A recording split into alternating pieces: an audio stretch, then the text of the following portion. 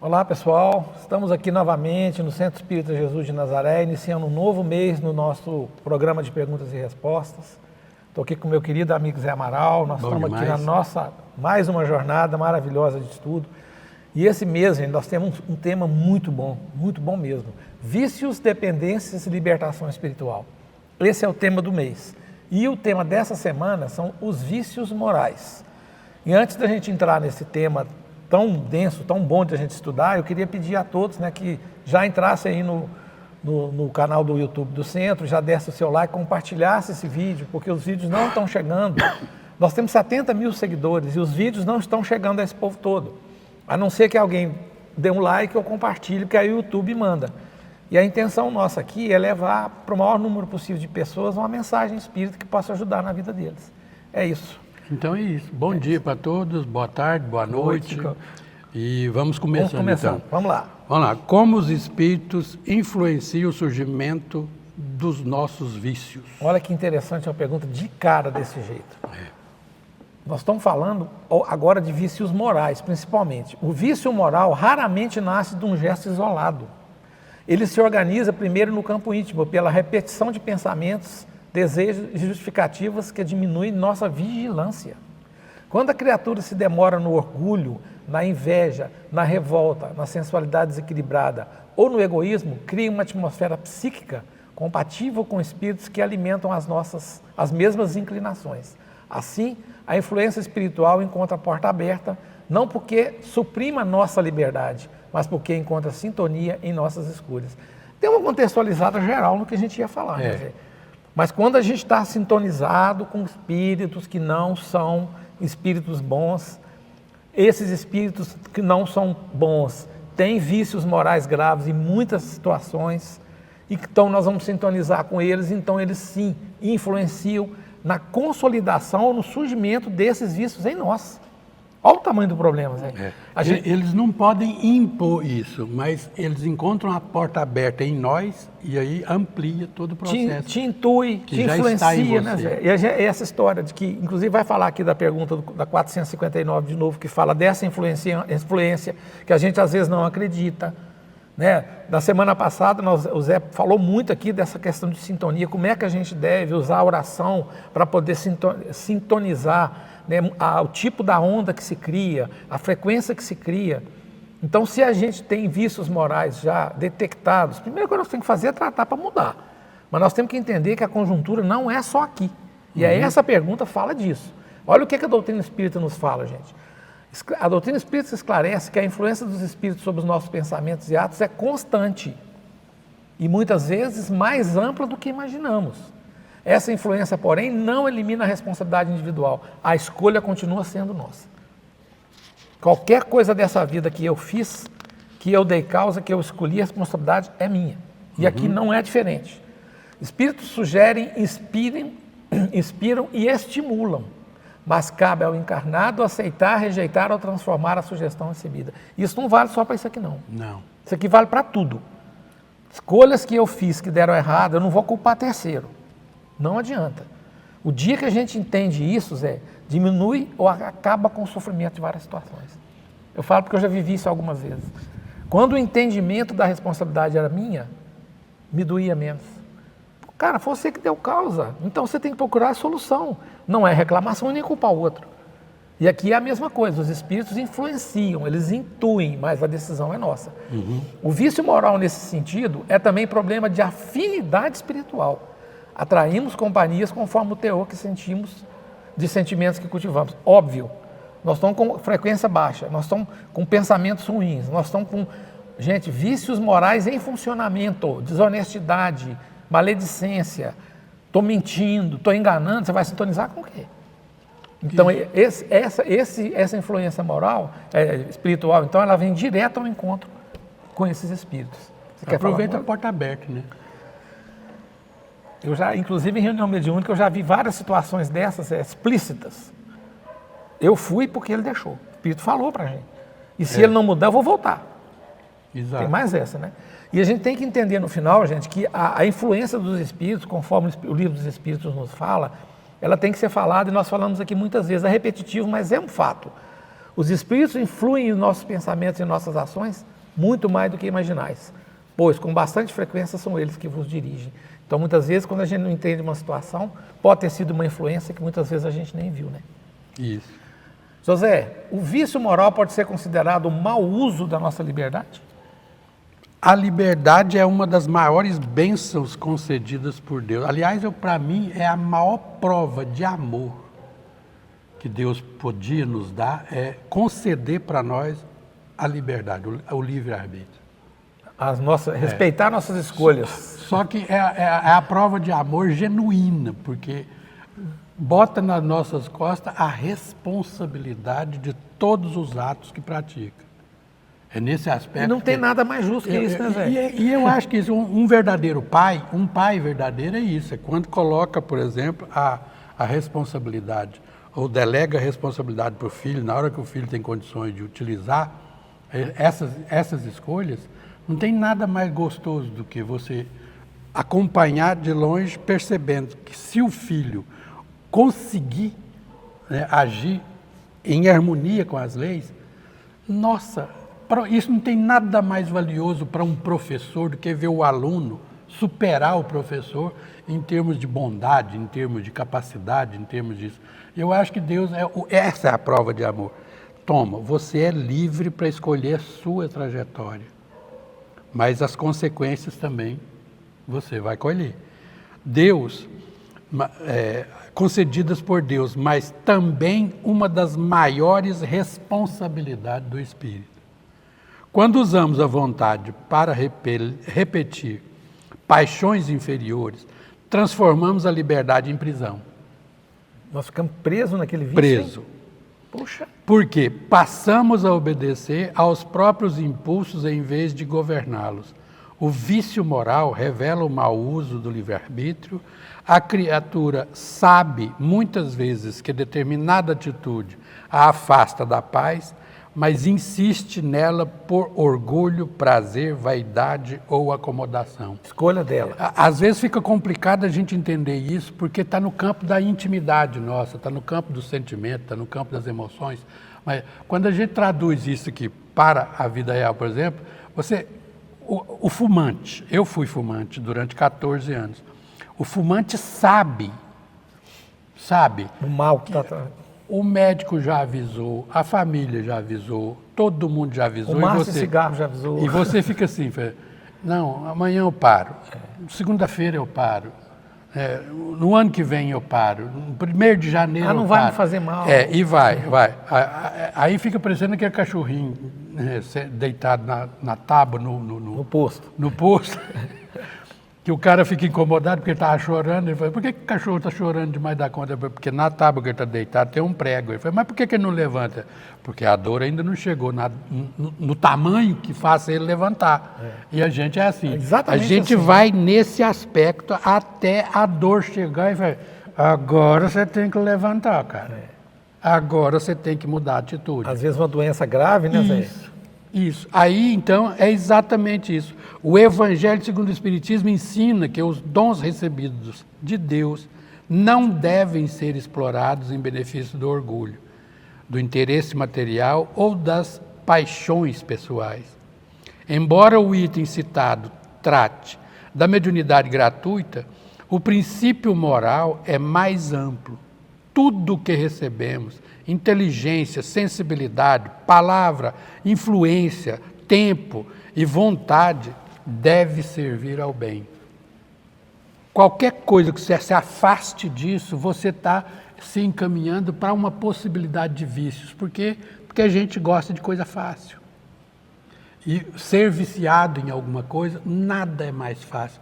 Olha aí, viciado em rolar vídeo, viciado em apostar, viciado em compras, viciado em bebida alcoólica, viciado em droga, qualquer tipo de vícios, qualquer tipo de enfermidades causadas, né, através dos vícios, através dos maus hábitos, né, te levam sempre nesse caminho. Se a gente quisesse utilizar esse antídoto, quando a criatura emprega as suas faculdades para alimentar o vício, afasta-se da finalidade superior da existência e dificulta a aproximação dos bons espíritos. Às vezes os amigos espirituais ficam desesperados. Para te ajudar, né? Coloca gente na nossa frente e fala, ou você está bebendo de forma equivocada, ou você está falando mal da vida das pessoas, cuidado, isso pode te causar transtornos.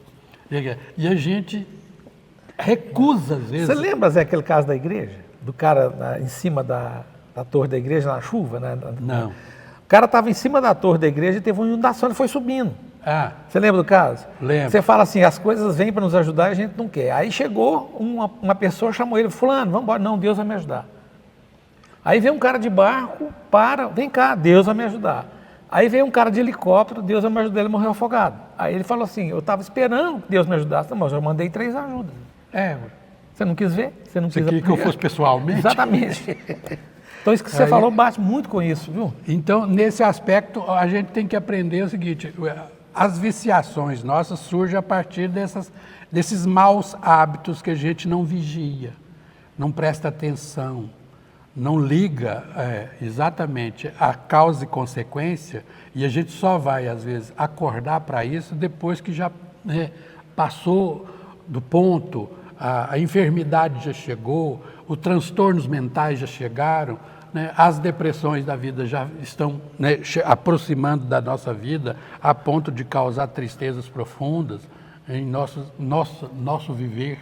Então, presta atenção, é muito simples, enquanto a gente está sendo convidados através de uma ilustração, através de uma doutrina perfeita, qualquer que seja a doutrina que te chame para a prática do bem, para a prática da perseverança, para a prática do otimismo, para a prática da boa vida, a vida que vale a pena, né, já é caminho para que você possa se livrar dessas viciações. Isso aí. E aí, então, a gente passa para você a pergunta, por que é necessário entender a nossa natureza espiritual para vencer os vícios? Porque a nossa vida não é só a vida material, nós temos a vida espiritual. E esse entendimento é muito interessante. Entender a própria natureza espiritual muda a forma de encarar os vícios morais. O que acontece? A gente fala muito, você falou em vários vícios materiais, mas a maledicência, a maldade, a mentira, a ignorância, o egoísmo, o orgulho, são vícios morais que, baseado no que você acabou de falar, você entendeu aquilo, você percebeu que você tem aquele vício, então é hora de tratar. E aqui está o caminho. E por que as pessoas não ficam muito na casa espírita? Porque aqui a gente não vai terceirizar a responsabilidade. E o caminho maravilhoso que o Zé colocou aqui, que Deus nos deu, é esse. Deus nos deu a escolha, nos deu a inteligência e nos deu a responsabilidade sobre aquilo. E aí me perguntam muito aqui, Zé, nos nossos estudos, o que se faz, gente? Vício, você troca por uma coisa melhor. É assim? É assim. O vício da bebida. É porque você falou um negócio mais certo, e eu vou aprofundar um pouquinho. A gente vê sentido na vida em algumas coisas que são ruins para nós.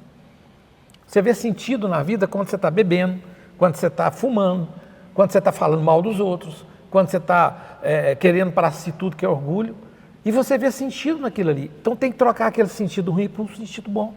Por exemplo, eu vou fazer caridade, eu vou ajudar as pessoas, você vai cobrir uma parte daquele vício moral com um vício, entre aspas, muito bom. Então, aí é bons hábitos. É bons hábitos, não é virtudes. Vício, né? É virtudes. Então, gente, é fácil? Não, ninguém falou que é fácil. O Zé é ex-fumante, eu também sou. O Zé bebeu por muito tempo, eu bebi menos, mas eu não bebo mais. Gente, não me faz a menor falta. O que eu tinha naquilo na minha cabeça era uma ilusão, Zé. Uhum.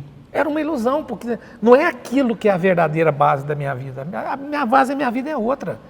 E aí eu entendi que esses vícios, eles vêm para completar vazios que a gente tem, vêm para às vezes, disfarçar uma vida ruim. E o pior, vem para mascarar, vem para anestesiar dores que a gente está sentindo, que nós não tratamos. Aí, o que vem? A dor, a doença, uma enfermidade grave, uma dificuldade grave. Por quê? Porque você não cuidou lá atrás. Olha aqui.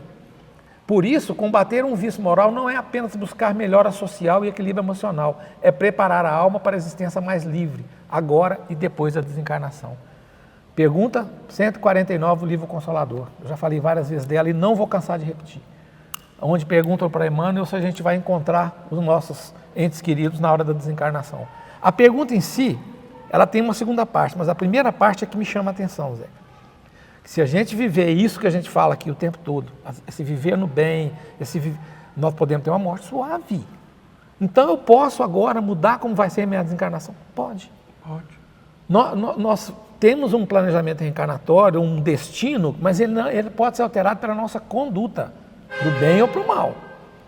Para o bem ou para o mal. Então, o que ele fala aqui é isso. Mesmo agora que vocês estão nos ouvindo falando de vícios morais, se está identificando com o que nós estamos falando, com alguma coisa que você ouviu, é hora de cuidar. Como? Terapia, acolhimento fraterno aqui na casa, estudo, aprofundamento, autoconhecimento, porque às vezes a pessoa não está vendo, Zé, que ela tem um vício moral grave. Isso. Muitas vezes ela não consegue enxergar aquele vício moral, né? E só vai conseguir mudar aquele vício a partir do momento que ela entender aquele vício e quiser mudar, né? Obviamente. Kardec apresenta o Espiritismo como cumprimento e desenvolvimento dos ensinamentos de Cristo, esclarecendo aquilo que antes era compreendido apenas de forma simbólica. Ao revelar a continuidade da vida, a comunicabilidade dos espíritos e a lei de causa e efeito, a doutrina mostra que nossas escolhas morais produzem consequências que ultrapassam a experiência corporal. Você falou dos grandes pensadores que não tinham esse componente, nós estamos trazendo esse componente para a discussão, que é justamente extrapolar de uma vida para outra, que venham vícios de uma outra vida, que passam para outras vidas e que a definição de vida que o Zé sempre trouxe, que é uma vida com vários capítulos, com várias existências, se ela for entendida dessa forma, nós vamos conseguir entender e vencer a natureza dos vícios morais. Olha que interessante isso. E não só vícios morais, vícios materiais. Todos os vícios. Materiais, porque a gente troca o sentido das coisas, né, Zé? Para finalizar, o Evangelho segundo o Espiritismo, no capítulo 1, item 7, fala o seguinte: da mesma forma que o Cristo disse, não vim destruir a lei, mas vim cumpri-la, o Espiritismo igualmente diz, não venho destruir a lei cristã, mas dar-lhe execução. Ele não ensina nada em contrário ao que o Cristo ensinou, mas desenvolve completa e explica em termos claros para todos o que só foi dito sob forma alegórica. O que ele quer dizer para finalizar? Que o entendimento da doutrina espírita vai trazer uma luz. Nesse sentido, da gente ter, que a pergunta fala da natureza espiritual para vencer os vícios. A doutrina espírita veio trazer exatamente essa luz. É isso. Quem é o maior exemplo de superação das tentações morais? Jesus é um modelo. Toda vez que você observa, Jesus está sempre como sempre espelhando as coisas, né? Para nós cristãos, Jesus é o modelo e guia. Então, sempre vai ser ele. Jesus é o modelo maior porque viveu entre as limitações e dores humanas sem se render às ilusões do orgulho, do poder, da vingança ou do egoísmo. Diante das tentações morais, respondeu com fidelidade a Deus, serenidade e amor. Sua vida demonstra que o verdadeiro domínio não está em vencer os outros, mas em vencer a si mesmo. Quando buscamos superar um vício moral, não caminhamos apenas para abandonar o hábito ruim, caminhamos para aproximar nossa vontade da vontade do Pai. Olhar para Jesus é recordar que a pureza não é fraqueza, mas a força espiritual plenamente orientada pelo bem. É nesse aspecto que a gente começa a entender que, quando você entende, a maioria, às vezes, das pessoas que são questionadoras de Jesus, da figura de Jesus, porque algumas pessoas colocam como sendo exatamente a pessoa que transmite uma certa fragilidade para o ser humano, porque o ser humano só se sente bem com a promessa de que depois, no além, ele terá as recompensas de tudo que lhe foi negado aqui, de tudo que ele não conseguiu conquistar aqui. Mas essa é a visão de que a pessoa só entende de berço a túmulo. A visão está limitada mesmo. A visão limitada entre berço e túmulo gera essa necessidade de explicar o que está acontecendo entre berço e túmulo. Mas quando você coloca a vida na sua totalidade, desde quando fomos criados, para a imortalidade, e isso que nós estamos vivendo entre berço e túmulo é apenas um capítulo da nossa história. É um episódio dessa coisa. É um episódio dessa série fantástica, interminável. Parece novela antiga, que não acaba nunca mais. 160 capítulos. A questão é exatamente essa. Não tem mais fim. A imortalidade está consolidada a partir de Jesus, a partir de todas as épocas da humanidade se fala nessa imortalidade, de uma forma ou de outra. A gente entender essa imortalidade, a gente não pode entender apenas do berço ao túmulo, porque seria restringir demais da conta a situação. E aí, nesse aspecto, sim, se a pessoa não consegue aqui, obviamente ela vai ficar, num outro tempo a gente vai ser compensado. Não, é só causa e consequência, tudo que você faz é responsabilidade sua, foi você que escolheu, e você colherá as consequências das suas escolhas. E aí, tanto faz estando aqui encarnado entre berço e túmulo, quanto na história evolutiva, desde quando você foi criado até quando Deus quiser, que a gente não sabe aonde que isso vai parar. É imortal, a gente não sabe aonde que vai parar.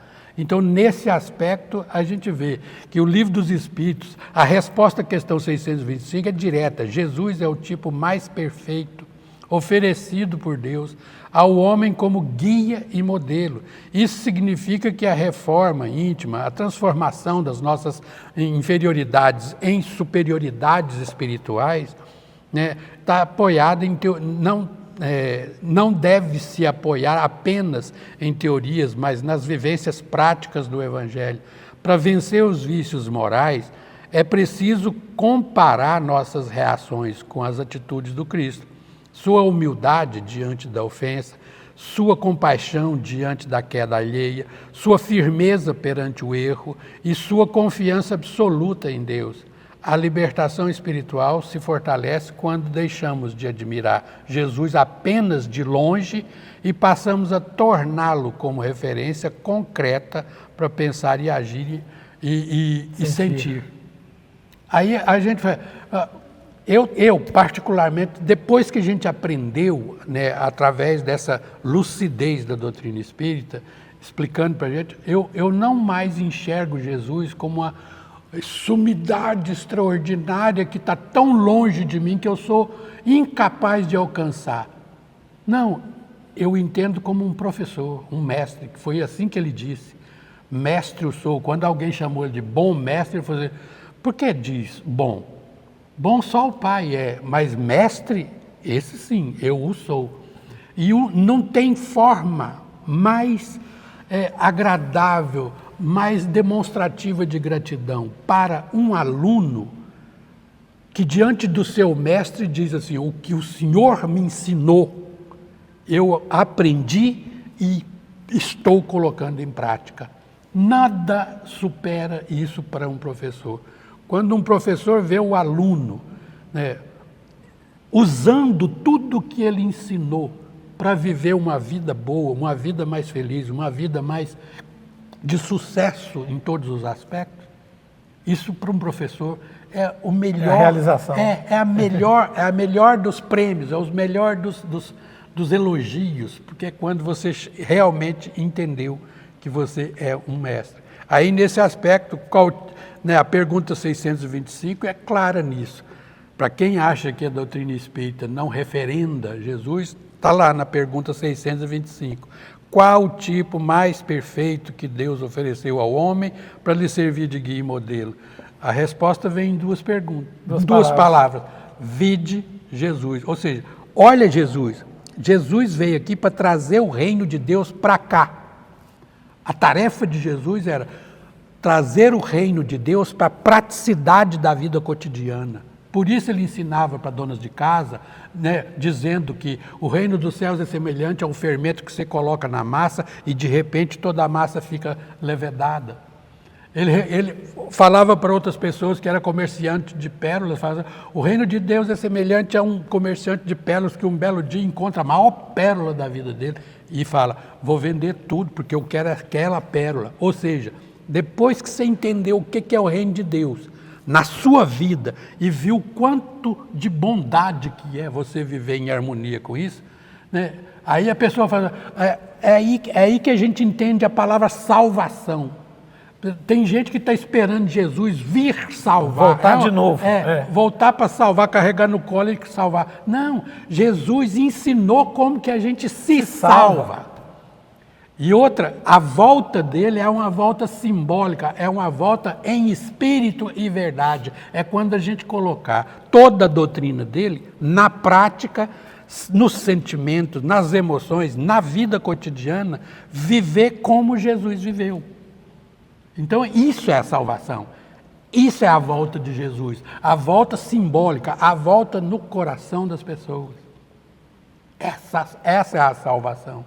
Perfeito. Entendeu? E aí tem um detalhe que eu queria comentar sobre Confúcio, né? A gente fala sempre, porque a pessoa, às vezes, assim, ela não é convencida pelas nossas palavras. Porque Confúcio falou que as palavras convencem, mas o exemplo arrasta. Olha o exemplo aqui. O exemplo está aqui. Então, nós não estamos só falando, nós estamos dando o exemplo, que é a história de Jesus. Né? Se você pegar o que Confúcio disse, é a mesma coisa. Buda é a mesma coisa. Todos encarceram-se na palavra final, que é amai ao outro, ser como o sândalo, ser como machado, que ao bater no sândalo, aliás, ser como o sândalo que perfuma o machado que lhe ofendeu. Confúcio. Aí o Confúcio também tem uma frase que é extraordinária e que para a gente pensar.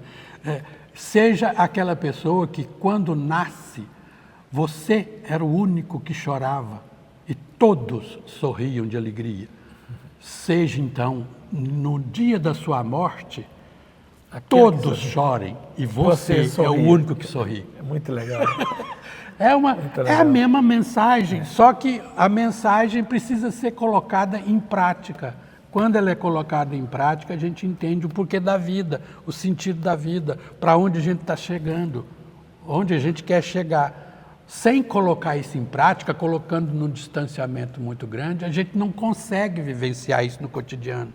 E isso a gente tem que viver dentro de casa, com os familiares, com as pessoas que estão rodeando a gente, no cotidiano, no dia a dia. Na hora que você vai no supermercado, a pessoa que está ali na sua frente é a pessoa que você precisa amar. Amar o próximo como a si mesmo é qual próximo? Qualquer próximo. Se está próximo de você um cãozinho, um coelho, ou seja lá o que for, que você exercite o seu amor para com tudo que tiver ao seu redor. Acaba o sofrimento, acaba os vícios, acaba tudo, né, numa boa. Pergunto para você, como diferenciar nossos desejos reais das sugestões que alimentam o vício? Interessante, né? Agora eu te peguei. Porque é o seguinte, desejo real é uma coisa, desejo sugerido é outra coisa. E essa sugestão, você pode estar andando em plena rua Goiás, com o 1º de junho, na cidade de Divinópolis, e aí tem uma garrafa de 50 metros pintada numa fachada do prédio, você esperando o sinal abrir e olhando para a garrafa e salivando. Sugestão, né? Reflexo condicionado de Pavlov. Exatamente. Nem todo pensamento que atravessa a nossa mente expressa a nossa vontade profunda. Há ideias que nascem de nossas próprias tendências, lembranças e desejos. Outras chegam como sugestões espirituais, encontrando maior ou menor acolhimento conforme o nosso estado íntimo. Não vamos repetir a questão de sintonia, de frequência, que nós já falamos várias vezes. A recaída no vício moral, muitas vezes, começa quando a pessoa confunde sugestão com identidade. Eu sou assim, não consigo mudar. É o primeiro passo para não conseguir mudar nada, né? Não há problema em ceder só uma vez. É a história do primeiro gole, da primeira tragada, da primeira cheirada, né? Aquela coisa. A vigilância consiste em observar o pensamento antes de obedecê-lo, perguntando se ele nos aproxima da paz, da caridade, da consciência tranquila.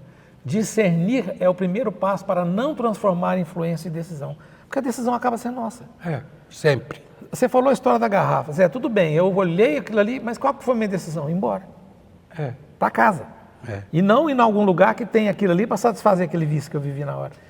Essa decisão sempre ela é nossa, né? E é por isso que muitas vezes as pessoas não conseguem encarar o que a gente fala aqui.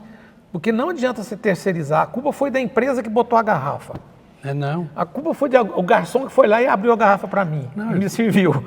Estou fazendo marketing normal. A questão é exatamente essa. Eu, por exemplo, vivi 2 etapas. A etapa em que eu olhava 3h30 da tarde, eu olhava a garrafa dessa e ficava desesperado, salivando. Para dar a hora? Para fechar o meu comércio e beber. Agora, depois que eu parei de beber e me conscientizei, aí é outra história. Aí eu olho e interpreto como realmente é. É uma peça de marketing que quem fez... Que vai te sugestionar. Vai te sugestionar. Zé, você me lembrou de uma coisa tão interessante, que hoje a gente falou outro dia aqui que a gente não se reconhece alguns anos atrás, você lembra? Mas hoje eu vejo algumas coisas e penso assim, gente, hoje eu não vejo sentido nenhum naquilo que tinha sentido naquela época. Exato. E outra coisa, Zé, eu nunca fui viciado. Nunca fui viciado em bebida, a questão do cigarro foi por um pouco, mas eu nunca fui viciado. Só que aquilo ali cumpria um papel na minha vida que eu achava que às vezes não ficava sem. Depois que passa, que você supera, que você vê outros sentidos, hoje eu vejo aquilo. E eu não me vejo mais fazendo aquilo. Eu não sou aquela pessoa de 15 anos atrás, que tinha naquilo uma dependência ou uma codependência. O que eu quero dizer é que muitas vezes quem está nos ouvindo aqui acha que depende daquilo. Não. Acha que o sentido da vida dela está naquilo. Acha que a vida dela vai ser ruim sem aquilo. E, gente, é ao contrário, viu? Quando a gente supera, Zé, e passa a ver outro sentido nas coisas, gente, é um sentimento de paz e de leveza que eu não consigo descrever aqui. Então, eu, por exemplo, vou fazer 3 anos que eu não bebo bebida alcoólica por opção minha. Eu escolhi. E o tempo foi passando, Zé, e o sentido foi mudando. Foi mudando a ponto de que isso hoje não me faz a menor falta, nem emocional, nem física, nem psicológica, de jeito nenhum. E a gente aprende o seguinte, você tem 3 anos e eu tenho 43. 30, né? 43. Aí a questão é, a distância, os lemas do AA é fantástico para a gente entender isso. A distância do primeiro gole é a mesma. Tanto faz, o tempo não importa. O que importa é agora. Se você ceder a essa influência, tanto interna quanto externa, ainda é um risco na vida de todo mundo.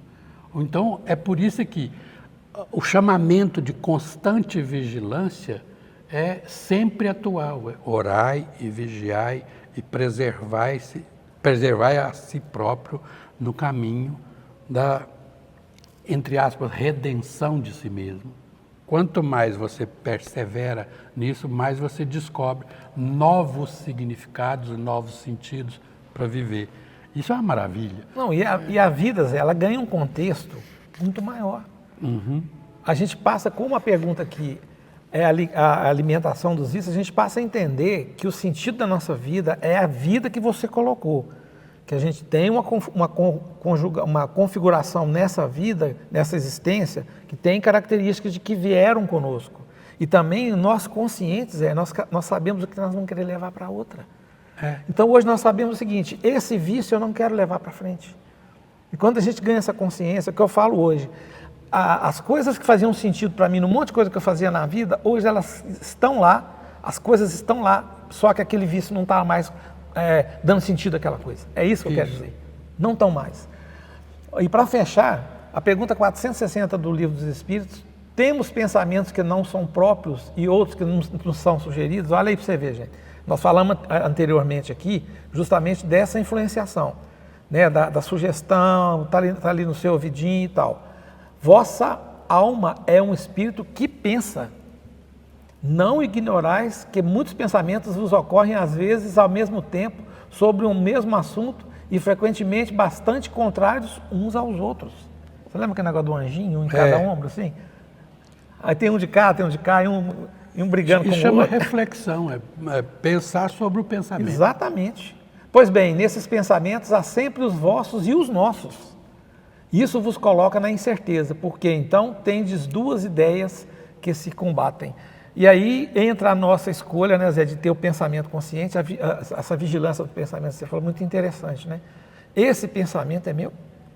Opa, isso não é meu não, isso não faz parte do meu caráter, da minha índole, da minha formação. Então você pode estar sugestionado. Isso. né? E como diz o outro, você está com um anjinho no ombro, um anjinho no outro, e vem aquela história, né? Você tem dois lobos brigando, qual que você vai fazer crescer, o do bem ou do mal? Aquele que você alimentar. Né? Podemos nos libertar de companhias espirituais que nos arrastam para o vício? Mole. Mole. A doutrina espírita é especialista em dizer para nós como que faz isso. Eu acho que a palavra não tem complicação. A complicação maior é o nosso desejo íntimo, é o nosso desejo de mudar ou não.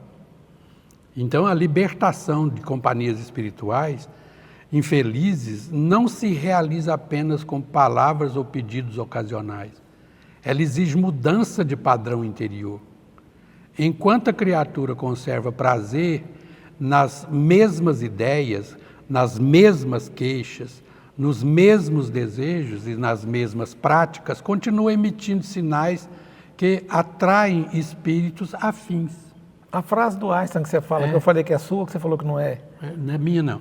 Eles atribuem a Einstein. Porque isso aqui é a insanidade. Zé. É insanidade. Isso aqui é a expressão da insanidade. Eu estou cometendo as mesmas coisas, eu estou com os mesmos processos, eu estou com os mesmos hábitos, eu quero mudar o quê? Não muda, não. Não vai mudar. E a sua companhia espiritual, de acordo com o que você pensa, você cria uma psicosfera que tem uma identidade vibratória. Essa identidade vibratória é o que você está acostumado a pensar no cotidiano. Todo mundo que pensa da mesma forma vai entrar nessa sintonia. E tanto o que você pensa, eles passam a sentir e expressar, quanto o que eles pensam, passam a expressar em você. Isso são os seus desejos, é a sua turma. Às vezes as pessoas chegam perto da gente e falam assim, ô Zé, você poderia saber, se eu morrer, para onde que eu vou? Eu falo assim, senta aí, vamos conversar.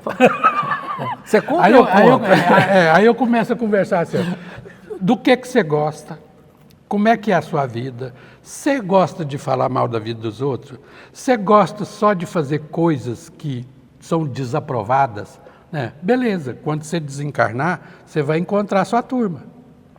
Você vai encontrar com quem se afiniza. Se você quiser saber para aonde que você vai no mundo espiritual, você vai para onde é que está a sua turma. Você vai onde é que está a maneira de pensar que você é. Se você é otimista, alegre, pensa em saúde, gosta de coisas saudáveis, gosta de coisas boas, você vai encontrar sua turma no mundo espiritual. Por quê? Porque no mundo espiritual o que manda é a vibração, é a sua identidade espiritual. É por isso que a gente precisa de reencarnar.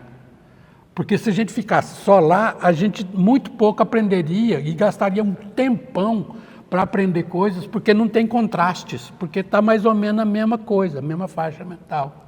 O que você pensa, o outro pensa. Então, para reencarnar, na hora que você chega aqui, você encontra com muito atrasado, com muito evoluído, e você vê o contraste.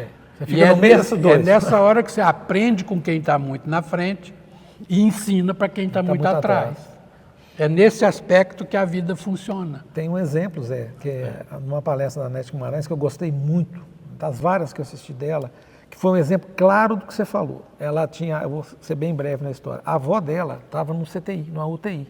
Não sei se você já ouviu falar nesse caso. Não. E a avó dela era uma média ostensiva, e ela era muito nova. E do outro lado da UTI tinha um sujeito berrando e gritando de dor, gritando, todo mundo achando que ele estava gritando de dor. E gritando, e o pessoal só correndo, dando remédio, o remédio não fazia efeito. A avó dela falou, você não está vendo o que eu estou vendo, não? Ela falou, não, vó, o que é? Esse cara teve uma vida de matador de aluguel, de comandante desses grupos de extermínio. A turma que está cercando ele ali na hora da partida dele é que está deixando ele nesse estado. Ele está vendo o que está acontecendo, ele está gritando de pavor. Então, olha o que você falou. Nós vamos construir o quê? Depende do que você faz. Depende do que você faz. É a lógica que você escolheu para viver. Aí, então, essa libertação, a gente precisa de entender o seguinte, enquanto a criatura conserva prazer nas mesmas ideias, nas mesmas queixas, nos mesmos desejos, nas mesmas práticas, continua emitindo sinais que atraem espíritos afins. Isso é claro, mudar a estação, ou seja, muda mudar a frequência do rádio mesmo. Torce o dial aí para você mudar. Muda a estação mental significa alterar pensamentos, conversas, ambientes, hábitos e escolhas. Não se trata de temer os espíritos, mas de compreender a lei de afinidade. Quando a alma se esforça no bem, mesmo ainda imperfeita, começa a romper antigos vínculos e a permitir que os auxílios superiores encontrem campo para agir. Eu me lembro, certa vez chegou uma pessoa na minha casa, num domingo de manhã, e falou assim, o senhor aceita conversar sobre a Bíblia? Eu falei assim, nossa, prazeroso, senta aí, vamos conversar. E ele fez uma preleção extraordinária, eu achei uma delícia, e achei bom demais da conta, porque isso era, para começar um dia de domingo, não tem nada mais gostoso. E aí, na hora que ele ia falando, eu ia pegando, ia ajudando a pontuar a respeito das coisas, e foi pontuando, e ele falou assim, o senhor lê a Bíblia, né? Eu falei assim, a gente de vez em quando dá uma estudadinha. E aí, de repente, ele está diante de mim, ele olha para o lado, do outro lado oposto, assim, e tinha uma estante cheia de livros espíritas. E o livro dos espíritos, não sei porquê, estava com a capa virada para ele. Ele olhou e tomou um susto, ele bateu em pé na porta, já querendo ir embora. Aí eu falei assim, aconteceu alguma coisa? Ele falou assim, não, o senhor mexe com essas coisas. Eu falei assim, eu estudo toda filosofia espírita. Eu sou um estudioso da filosofia espírita. Aí ele falou assim, não, mas isso, o senhor não percebe que isso é coisa... Né? E aí a crença dele, na melhor das intenções, e você percebe que na melhor das intenções ele estava querendo me salvar. E eu falei assim, não, é o estudo, o estudo que a gente precisa de fazer. E eu achei muito bom, muito prazeroso discutir com você a respeito disso. Aí ele virou e falou assim, mas o senhor tem que se livrar do diabo. Eu falei assim, é o que eu estou tentando fazer. Mas, e como que o senhor está fazendo? Eu falei assim, amando. Aí ele, aí eu virei e falei, agora você não pode ir embora não, enquanto eu não te explicar. Eu falei, porque a gente só se livra do mal quando a gente aprende a amar, porque é no amor que eu levanto o meu padrão vibratório. O mal, se ele quiser me alcançar, ele tem que melhorar também. Ele tem que melhorar, senão ele não te alcança. Então você só se livra do mal quando você ama. É por isso que eu entendi a fala de Jesus. Amai os vossos inimigos, porque é a única forma de você se livrar deles. E se você ama os seus inimigos, você sobe o seu padrão vibratório, e o seu padrão vibratório fica aqui. Os seus inimigos já não dão conta de te alcançar mais. Se eles quiserem te alcançar, eles têm que melhorar também. E na hora que eles melhorarem e chegar aqui, aí vocês já não são inimigos mais, vocês são amigos. E é por isso que a gente não pode deixar esse padrão Não pode deixar. Não pode deixar descer. Jesus foi claro e categórico. Orai e vigiai, porque orando você levanta. E como que você ora? Ama, seja bom, seja prudente, seja justo, seja caridoso, com quem quiser que for. Aí eu expliquei para ele, na doutrina espírita não existe essa figura do mal absoluto. Existem espíritos que ainda não aprenderam como é bom ser bom. No dia que eles aprenderem o quanto é bom ser bom, eles também deixarão e viverão em paz. Então, para você agora. É isso aí, Zé. A última pergunta, qual o sinal de que alguém está realmente libertando do vício moral? Olha que interessante. A reflexão que nós vamos fazer é muito bacana. O sinal mais seguro de libertação não é a ausência imediata de tentações, mas a mudança progressiva de atitude diante delas. Olha tudo que nós falamos aqui, Zé. Nós tínhamos vícios materiais. Qual foi o sinal? A gente deixou aqueles vícios materiais. A gente substituiu um vício material por coisas melhores. A pessoa começa a reconhecer seus mecanismos íntimos, evita ocasiões de queda. A gente passa ao primeiro gole que você falou. Olha a primeira tragada. Olha a máxima lá dos alcoólicos anônimos, né? Só por hoje. É só por hoje. Então, a gente começa e aquilo que eu falei antes é exatamente isso. A gente começa a perceber outra coisa na nossa vida, Zé. O sentido é outro. Tem coisas muito melhores nos esperando do que essas coisas, esses vícios que a gente tem em todas as situações, né? O importante é que a consciência deixe de justificar o vício, que você acabou de falar aqui. Eu justifico as coisas erradas um tempo todo para me convencer que aquilo é certo. E que eu deixo para amanhã. E que na segunda-feira eu vou parar. E eu continuo fazendo a mesma coisa, querendo um resultado diferente, não vai acontecer. Cada pequena vitória sobre o orgulho, a agressividade, a inveja, a mentira ou o egoísmo representam uma corrente rompida no mundo interior. Você acabou de dar várias receitas aqui.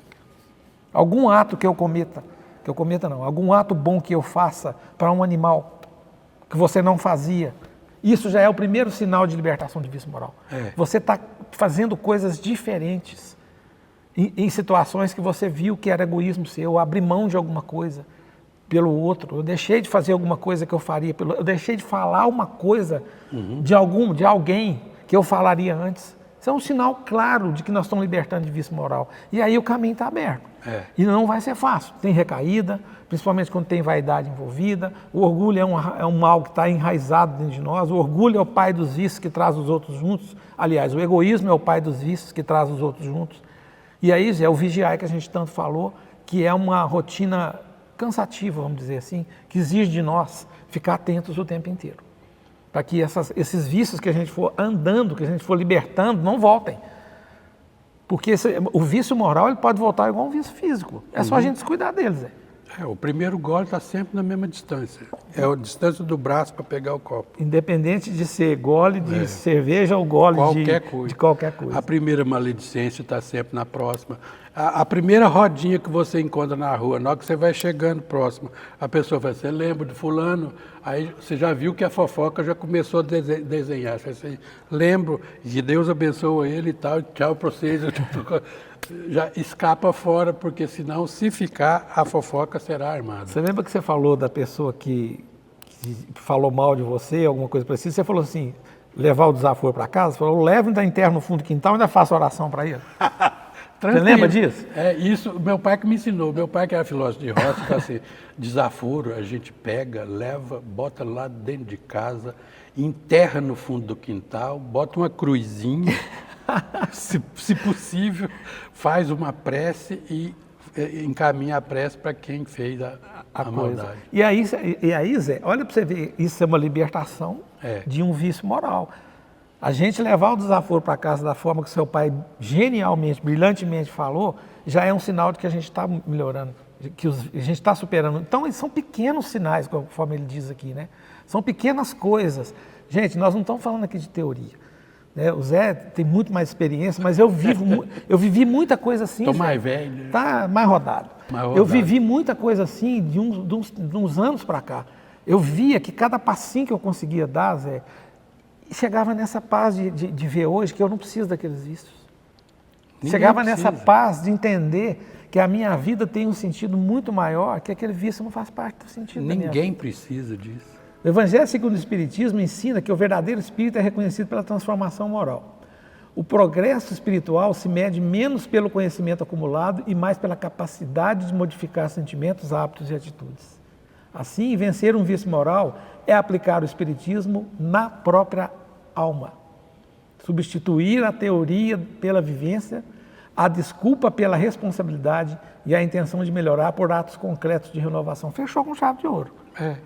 Não vai adiantar, o pessoal está nos vendo, nós estamos aqui falando, nós estamos dando exemplo, e aí vira as costas e continua fazendo a mesma coisa. Eu falo isso muito aqui. Se esse tipo de mensagem tocou seu coração, tocou sua mente, faça disso uma realidade de vida.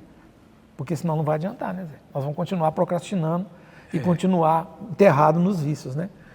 E para fechar, o Evangelho segundo o Espiritismo, no capítulo 7, no item 4, fala o seguinte: você reconhece o verdadeiro espírito pela transformação moral e pelos esforços que faz para domar suas más inclinações, porque nós não somos diferentes de ninguém, só que nós temos a consciência e a luz da doutrina espírita para nos ajudar a entender esse momento, né, Zé? Então, para a gente terminar, a última pergunta para você: como um homem de bem lida com as próprias imperfeições morais? Essa é para fechar com chave de ouro. O homem de bem não é aquele que nunca erra. Vamos lá, repetindo bem devagar. O homem de bem não é aquele que nunca erra. Ou seja, na doutrina espírita a gente fala assim, o bom espírita não é aquele que é perfeito, mas é aquele que todo dia se esforça para se aperfeiçoar. Pode ser um pouco melhor. Aí a questão é, Mas aquele que não se acomoda no erro. Errou. Aliás, eu gosto de sempre de falar, erro não se justifica, sabia? Tem gente que fica justificando erro. E não muda a atitude. Justificar significa fazer ficar justo. Mas é erro. Não tem jeito de você fazer um erro ficar justo. Então, erro só serve para uma coisa. Errou, corrige. Muda. Corrige. Só serve para corrigir. Porque se você ficar... O tempo que você gasta para justificar um erro é o tempo que você teria que gastar para corrigi-lo. Mas é preferível, às vezes, não, né, orgulhosamente, não aceitar a soberba, que está errado. Né, Zé? A soberba, aí a pessoa fica insistindo para justificar o erro. Mas eu fiz porque mais isso, mais aquilo. Mas é porque não quer assumir que errou, né, Zé? Simplesmente, é a falta de humildade e o orgulho, né, falando mais alto. Nesse aspecto aí é o seguinte, ele observa imperfeições sem desespero e sem orgulho ferido, porque sabe que o autoconhecimento é instrumento de cura. Diante dos vícios morais, não procura culpados externos para justificar o que precisa transformar em si mesmo.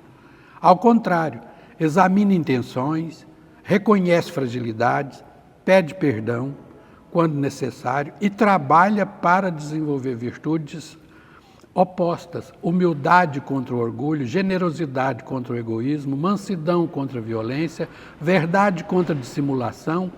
Esse estudo de si é o caminho de libertação. Nesse aspecto, a gente deixa uma mensagem para encerrar o nosso estudo de hoje. O Evangelho segundo o Espiritismo, no capítulo 17, item 3. O verdadeiro homem de bem é aquele que pratica a lei de justiça, de amor e de caridade, estuda suas próprias imperfeições e trabalha sem cessar para combatê-las. Aí, fechamos o tema com chave. Se falar mais alguma coisa, pior. Zé, nesse aspecto. Muito obrigado pela companhia obrigado, de novo. muito obrigado Pessoal, você também. Tomara que todos tenham feito. Obrigado ao nosso querido Mário. Tá aí pela tarefa de é o que está atrás das câmeras. E vocês que estão assistindo, dá um like aí, ajuda na divulgação, se vocês gostaram, para que a gente possa chegar a mais pessoas. É isso aí, um abraço a todos. Obrigado a todos. Até a próxima.